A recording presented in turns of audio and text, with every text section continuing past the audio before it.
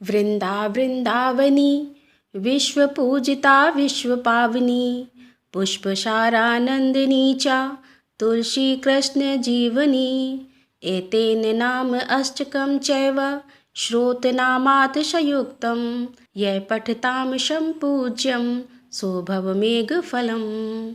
कार्तिक मास महात्म्य सुनने वाले सभी भक्तों का आज की कथा में हार्दिक स्वागत है। भगवान श्री कृष्ण और श्रीमती राधा रानी की कृपा सदैव आप पर और आपके समस्त परिवार पर बनी रहे। आज आप सुनने वाले हैं कार्तिक मास महात्म्य का 24वां अध्याय। जैसा कि आपने 23वें अध्याय में आपने सुना कि भगवान श्री कृष्ण सत्यभामा से बता रहे हैं कि किस प्रकार से दूसरे के किए गए पुण्य का फल किसी और को प्राप्त होता है, और इस विषय में भगवान श्री कृष्ण सत्यभामा से एक कथा का वर्णन करते हैं। भगवान श्री कृष्ण बोले कि प्राचीन काल में उज्जैन में एक महापापी और दुरात्मा धनेश्वर नामक ब्राह्मण रहता था। वह रस और चमड़ा और कंबल आदि का व्यापार करता था। वैश्यागामी और मद्यपान आदि बुरे कर्म करता था। चूँकि वह रात दिन पाप में ही लीन रहता था, इसीलिए वह व्यापार में नगर नगर घूमता था। एक दिन महिष्मती पुरी, जो कि राजा महेश ने बसाई थी, इसीलिए वह राजा के नाम से ही विख्यात थी, उस नगरी के पास ही पाप नाशनी पुण्य काशी भगवती नर्मदा बहती थी। उस नदी के किनारे देश देशांतर से आए यात्री कार्तिक व्रत करने को कुछ दिन के लिए ठहरा करते थे। उन कार्तिक व्रत करने वाले प्राणियों को वहां ठहरा हुआ देखकर दुष्ट धनेश्वर भी इधर उधर घूमता हुआ एक मास के लिए वहीं ठहर गया। अपने माल को बेचता हुआ वह नर्मदा नदी के तट पर घूमता हुआ ब्राह्मणों को देव पूजा देखा करता था। वह देखता है कि कोई तो ग्रंथ पढ़ रहा है और कोई सुन रहा है, कोई भगवत कीर्तन कर रहा है और कोई भजन सुन रहा है, कोई ध्यान में लीन है और कोई तुलसी की माला धारण किए है। बस इसी तरह वह भगवत भक्तों के बीच में रहा और वैष्णव के दर्शन करता रहा, उनको स्पर्श करता रहा, उनसे वार्तालाप भी करता रहा। वह कार्तिक मास के व्रत के उद्यापन की विधि तथा जागरण को भी देखता रहा। उसने पूर्णिमा के व्रत को भी देखा कि व्रती ब्राह्मणों तथा गौओं को भोजन करा रहे हैं, उनको दक्षिणा आदि भी दे रहे हैं। उनसे नित्य प्रति भगवान शंकर की प्रसन्नता के लिए दीपमाला होते हुए भी देखा। त्रिपुर नामक राक्षस के तीनों पुर को शंकर जी ने इस तिथि को जलाया था, इसीलिए भगवान शिव के भक्त इस दिन दीपोत्सव मनाते हैं। भगवान कृष्ण सत्यभामा से कहते हैं, जो मनुष्य मुझ में और शिव में कोई भी अंतर देखता है, उसकी सारी शुभ क्रियाएं निष्फल हो जाती हैं। धनेश्वर वहाँ की पूजा विधि देखता हुआ इधर उधर घूम रहा था कि उसे काले सर्प ने काट लिया और वह भूमि पर गिर पड़ा। उसकी यह दशा देखकर वहाँ के दयालु भक्तों ने उसे चारों ओर से घेर लिया और उसके मुँह पर तुलसी दल मिश्रित जल के छींटे देने लगे। जब उसके प्राण निकले तो यम के दूत उसे बांधकर कोड़ों से मारते हुए यमपुरी को ले गए। उसे देखकर चित्रगुप्त ने यम से कहा कि इसने बाल्यकाल से लेकर आज तक बुरे काम ही किए हैं, इसके जीवन में पुण्य तुलेश मात्र भी नहीं दिखाई देता। यदि पूरा 1 वर्ष आपको सुनाता रहूं तो इसके पापों की सूची समाप्त नहीं होगी। यह महापाप है, अतः इसको 1 कल्प तक नरक में ही डालना चाहिए। चित्रगुप्त की बात सुनकर यमराज ने बड़े क्रोध में आकर उसे अपने काल नेमी के समान भयंकर रूप दिखाते हुए अपने अनुचर को आज्ञा देकर कहा कि हे प्रेत सेनापतियों, इस दुष्ट को मुदर से मारते हुए कुंभीपाक नरक में डाल दो। सेनापति ने मुग्दर से उसका सिर फोड़ते हुए कुंभीपाक नरक में ले जाकर खोलते हुए तेल के कढ़ाऊ में डाल दिया। प्रेत सेनापतियों ने उसे ज्यों ही तेल के कढ़ाई में फेंका तो लपकती हुई आग अपने आप ही ठंडी हो गई, जैसे कि प्रहलाद को अग्नि में डालते से वह ठंडी हो गई थी। वह विचित्र घटना देखकर प्रेत सेनापतियों ने यमराज के पास जाकर सब हाल कहा। यमराज भी आश्चर्यचकित होकर धनेश्वर को अपने पास बुलाकर स्थिति पर विचार करने लगे। उसी समय नारायण नारायण का कीर्तन करते हुए देव ऋषि नारद भी वहां आ पहुंचे और यमराज से कहने लगे कि हे यमराज, यह ब्राह्मण नरक में डाले जाने के योग्य नहीं है, क्योंकि इसने अंत समय में कुछ शुभ कर्म किए हैं जो कि नरक की यातना को नष्ट करने वाले हैं। जो लोग भगवत भक्त का दर्शन करते हैं, उनसे वार्तालाप करते हैं और उनका स्पर्श करते हैं, चाहे उन्होंने कोई पुण्य कर्म ना भी किया हो, सहज में ही स्वर्ग के अधिकारी हो जाते हैं। अतः धनेश्वर भी पुण्य आत्माओं के संग स्पर्श से स्वर्ग का अधिकारी हो गया है। अतः यह पुण्य आत्मा है, इसे यक्ष योनि दो और इसे केवल पाप भोगने वाले नरक को दिखा दो। श्री कृष्ण भगवान ने कहा, जब नारद जी ऐसा कहकर चले गए तो धनेश्वर को पुण्य आत्मा समझते हुए यमराज ने यमदूतों को उसे नरक दिखाने की आज्ञा दी। ओम क्रीम कृष्णाय नमः। आज का अध्याय समाप्त होता है। इसके आगे का वृतांत आप कल सुनेंगे। अब आप सुनने वाले हैं कार्तिक मास की कहानी। एक समुद्र के किनारे एक गांव में एक कृष्णाबाई नाम की बूढ़ी माता रहती थी। वह भगवान कृष्ण की परम भक्त थी और झोपड़ी में रहा करती थी। कृष्णाबाई का वास्तविक नाम था सुखिया, पर कृष्ण भक्ति के कारण इनका नाम गांव वालों ने कृष्णाबाई ही रख दिया था। घर घर में जाकर खाना बनाना और झाड़ू पोछा बर्तन करना ही इनका काम था। कृष्णाबाई रोज फूलों की माला बनाकर दोनों समय श्री कृष्ण जी को पहनाती और घंटों कान्हा जी से बात करती थी। गांव के लोग यही सोचते थे कि बुढ़िया पागल है। एक रात भगवान श्री कृष्ण ने अपनी भक्त कृष्णाबाई से कहा कि कल बहुत बड़ा भूचाल आने वाला है, तुम यह गांव छोड़कर दूसरे गांव में चली जाओ। अब क्या था, मालिक का आदेश था। कृष्णाबाई ने अपना सामान इकट्ठा करना शुरू किया और गांव वालों को बताया कि कल सपने में कान्हा आए थे और कह रहे थे कि बहुत प्रलय होगा, गांव छोड़कर पास वाले गांव में चली जाओ। अब लोग कहाँ उस बूढ़ी पागल की बात मानने वाले थे। जो सुनता वही जोर जोर से ठाके लगा के हंसने लगता। इतने में बाई ने एक बैलगाड़ी मंगाई और अपने कान्हा की मूर्ति ली और सामान की गठरी बांधकर गाड़ी में बैठ गई और लोग उसकी मूर्खता पर हंसते रहे। बाई जाने लगी और अपने गांव की सीमा पार कर अगले गांव में प्रवेश करने ही वाली थी कि उसे कृष्ण की आवाज़ आई, अरे पगली, जा अपनी झोपड़ी में से वह सुई तो ले आ जिससे तो माला बनाकर मुझे पहनाती है।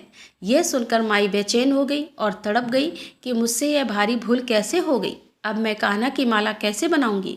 उसने गाड़ी वाले को वहां रोका और बदहवास होकर अपनी झोपड़ी की तरफ भागी। गांव वाले उसके पागलपन को देखते और खूब मजाक उड़ाते रहे। माई ने झोपड़ी के तिनकों में से फंसी हुई सुई को निकाला और फिर पागलों की तरह दौड़ते हुए गाड़ी के पास आई। गाड़ी वाले ने कहा कि माई, तू इतनी परेशान क्यों है, कुछ होना नहीं है। माई ने कहा, अच्छा अब चल और जल्दी से अपने गांव की सीमा पार कर। गाड़ी वाले ने ठीक ऐसा ही किया।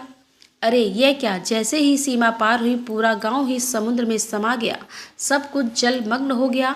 गाड़ी वाला भी अटूट कृष्ण भक्त था, इसलिए भगवान ने उसकी भी रक्षा करने में कोई विलंब नहीं किया। इस कहानी से हमें यह शिक्षा मिलती है कि प्रभु जब अपने भक्त की मात्र एक सुई तक की चिंता करते हैं तो वह भक्त की रक्षा करने के लिए कितना चिंतित होंगे। जब तक उस भक्त की एक सुई उस गांव में थी, पूरा गांव बचा था। इसीलिए कहा जाता है कि भरी बदरिया पाप की, बरसन लगे अंगार, संत न होते जगत में जल जाता संसार। अर्थात अगर इस दुनिया में संत एवं अच्छे व्यक्ति ना होते तो यह संसार तो कब का समाप्त हो गया होता। आज की ये कथा आपको कैसी लगी कमेंट बॉक्स में ज़रूर बताइएगा। और अब आप सुनेंगे तुलसी चालीसा। श्री तुलसी महारानी करूं विनय सिर नाय, जो मम हो संकट बिकट दीजे मात नसाय। नमो नमो तुलसी महारानी, महिमा अमित न जाए बखानी। दियो विष्णु तुमको सन्माना, जग में छायो सयस महाना। विष्णु प्रिया जय जयति भवानी, तिहु लोक की हो सुख खानी।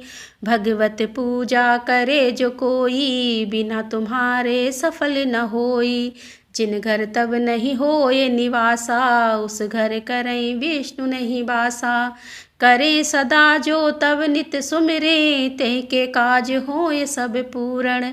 कार्तिक मास महात्म्य तुम्हारा, को जानत है सब संसारा। तब पूजन जो करे कुमारी, पावे सुंदर वर सुकुमारी।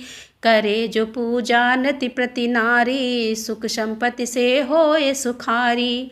वृद्धा नारी करे जो पूजन, मिले भक्ति होवे पुलकित मन। श्रद्धा से पूजे जो कोई, भवनिधि से तर जावे सोई। कथा भागवत यज्ञ करावे, तुम बिन नहीं सफलता पावे। छायो तब प्रताप जग भारी, ध्यावत तुम सकल चितधारी। तुम्ही मात यंत्रण तंत्र में, सकल काज सिद्ध होवे कण में।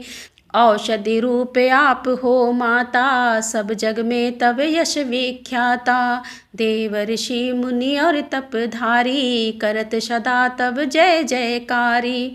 वेद पुराण तब यश गाया, महिमा गम पार नहीं पाया। नमो नमो जय सुख कारण, नमो नमो जय दुख निवारण। नमो नमो सुख संपत्ति देनी, नमो नमो अग काटन छेनी। नमो नमो भक्तन दुख हरनी, नमो नमो दुष्ट मद छेनी। नमो नमो भव पार उतारो, नमो नमो परलोक सुधारण। नमो नमो निज भक्त उबारण, नमो नमो जन काज संवारन। नमो नमो जय कुमति नसावनी, नमो नमो सब सुख उपजावनी। जयति जयति जय तुलसी माई, ध्यावत तुमको शीस नवाई। निज जन जानि मोहि अपनाओ, बिगड़े कारज आप बनाओ। करूं विनय मैं मात तुम्हारी, पूरन आशा करऊं हमारी। शरण चरण कर जोरी मनाऊं, निस दिन तेरे ही गुण गाऊं। करूं मात अप मोह पर दया, निर्मल होए सकल मम काया। मांगू मात यही बर दीजे, सकल मनोरथ पूर्ण कीजे। जानू नहीं कछु नेम अचारा, क्षमहु नाथ अपराध हमारा। 12 मास करे जो पूजा, ता सम जग में और नहीं दूजा। प्रथम ही गंगा जल मगवाए, फिर सुंदर स्नान करावे। चंदन अक्षत पुष्प चढ़ावे, धूप दीप नैवेद्य लगावे। आचमन गंगा जल से ध्यान करे, हृदय निर्मल से। पाठ करे फिर चालीसा की, स्तुति करे मात तुलसा की। यह विधि पूजा करे हमेशा, ताके तन नहीं रहे कलेसा। करे मास कार्तिक का साधन, सोवे नित्र पवित्र हुई जाई। यह कथा महासुखदाई, पढ़े सुने सो भव तर चाई। श्री तुलसी चालीसा पाठ करे जो कोई, गोविंद सो फल पावहीं, जो मन इच्छा होय। तुलसी चालीसा संपूर्ण।